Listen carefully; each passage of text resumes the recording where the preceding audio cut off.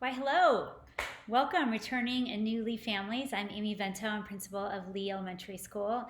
I've had many parents reach out looking for clarification on what the school year will look like, and I understand even reading the district's reopening plan has caused some confusion and even some frustration. So I'd like to take this opportunity to share with you what I know about our school options. I know this is extremely important, and many of you are weighing which path is best for your family. I know it's difficult to choose when you feel like you just need more information. So I am making this quick video from my home. Here I am. I'd rather us meet together in person, but this is the best we can do given our circumstances right now. So here's what I know as of today. As of today, we're still on the state watch list. If we continue to be on the watch list by this weekend, all students will start school online. This is our distance learning model for all students across the district. This means your child will have a Lee teacher and join their Lee classmates every day for instruction. Okay? Once we're off the state watch list, our kids will return to school. It is the recommendation of the superintendent to return to a hybrid model. So this means your child will return to Lee with half their class. Your child will come to school each day, receive rigorous hands-on instruction by their Lee teacher with half their classmates. So realistically, it looks like this. Your child will come to class for almost 3 hours a day, go home and spend about 1 hour doing some asynchronous work. That means, and that could be watching a video that the teacher pushes out to support the instruction during the day. It could mean doing some GG math or reading independently. All that is at home. As COVID cases decrease and school is deemed safe for students and staff, we're hoping to return to a traditional model sometime this school year. So let me answer some questions for you that I've been asked. First question is, will students wear masks? We will follow California Department of Public Health and county guidelines, not even guidelines, recommendations. We will follow them. This means it is expected that all students, regardless of grade level, will wear masks while in class. If a student doesn't have one, we will provide one for them, and all staff will wear masks as well. I had a question, will students only see kids from their own class? To open according to the guidelines, we must maintain solid cohorts, meaning kids will not closely interact with kids outside of their classroom. So for me, will be honest, this was hard for me to hear. It feels strange to me for an elementary school, right? When kids are usually running around the playground playing with whoever they want. And then I thought about it. I'm a Lee mom too.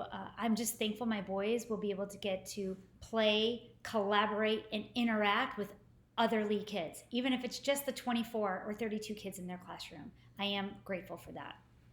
I'm worried, I've heard from parents, I'm worried about constant quarantining, back and forth, back and forth. I received clarification on this today.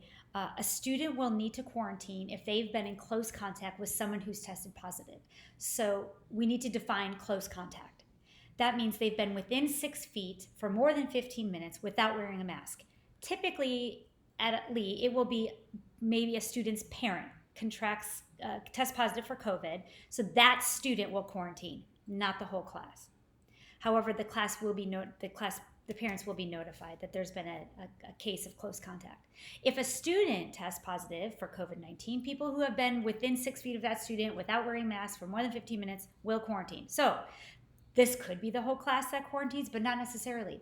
If a student tests positive, we're going to take guidance from our local health jurisdiction. And if students have been wearing masks and social distancing, the entire class may not quarantine based on California Department of Public Health guidelines. All parents will, however, be notified, of course. So let's talk about LoSal at home. This is a great option for families who have special circumstances. Some of our students live with immunocompromised family members who need to limit the number of people they come into contact with. I am proud our district has given this option to our families. So here's what that looks like. Students who are enrolled at LoSal at home will also start the school year online. They will remain receiving their instruction online for the entirety of the school year. Those students will be assigned a highly trained LoSal teacher. I can tell you, however, it will not be a Lee teacher. Your child will be assigned to a grade level class with students, some may be from Lee, but from across the district. Your child will receive the same grade level standards as kids at Lee. Teachers will follow the same scope and sequence as Lee teachers. The delivery of instruction is what is different. Obviously different, receiving a lesson via Zoom than in person, hands-on.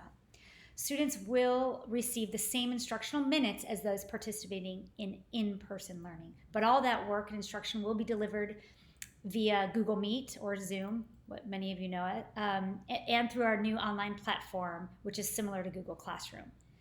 Students will not be able to participate in Lee events and activities during the school day. There will be a survey sent out to low-SAL at home families in December asking if you would prefer your child to return to in-person instruction in February.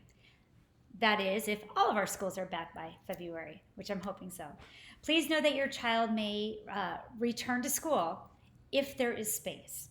So traditionally, Lee has very full enrollment. So this potentially could mean if you are a low-SAL at home child that wants to come back in February, your child may finish the remainder of the school year out at a different site before returning to Lee the following year. So the schooling path you choose to take is truly a personal and family decision. I'm not here to sway you either way. I just hope the additional information is helpful, as I know many of our families have been on the fence about what to do. Thank you for listening. I miss our Leos more than you know, and I'm counting down the days until I see their sweet faces again. Thank you so much. Looking forward to seeing you soon. Have a good night.